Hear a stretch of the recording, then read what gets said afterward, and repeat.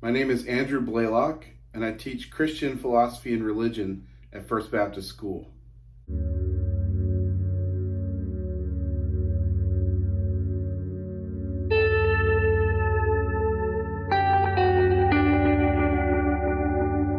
Today I want to share with you from Psalm chapter 19. It says this: "The heavens declare the glory of God, and the expanse proclaims the work of his hands.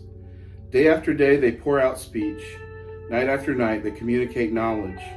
There is no speech, there are no words, their voice is not heard. Their message has gone out to the whole earth, and their words to the end of the world. In the heavens he has pitched a tent for the sun. It's like a bridegroom coming from his home. It rejoices like an athlete running a course. It rises from one end of the heavens and circles to the other end. Nothing is hidden from its heat." In this passage, we hear how the beauty of nature and the sun and the stars and the moon proclaim the glory of God. But it's the second half of this passage that really spurred me to begin to grow as a believer. Starting in verse 7, it says, "The instruction of the Lord is perfect, renewing one's life. The testimony of the Lord is trustworthy, making the inexperienced wise. The precepts of the Lord are right, making the heart glad. The command of the Lord is radiant, making the eyes light up. The fear of the Lord is pure, enduring forever. The ordinances of the Lord are reliable and altogether righteous. They are more desirable than gold, than an abundance of pure gold, and sweeter than honey dripping from a honeycomb.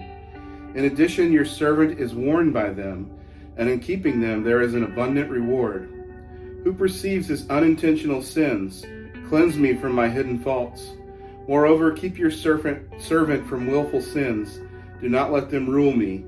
Then I'll be blameless and cleansed from blatant rebellion. May the words of my mouth and the meditation of my heart be acceptable to you, Lord, my rock and my redeemer." So this passage tells us about the two ways God reveals himself to us. The first, through the world that he's made and the beautiful splendor and the stars and the sun and the moon. The second part of this passage tells us that God reveals himself right here in his word. And it's here where we learn who he is. And he teaches us how to live and how to be.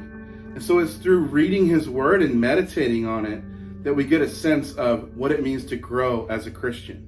So I want to invite you to consider spending time reading God's word and seeing how that changes you and helps you grow spiritually this school year.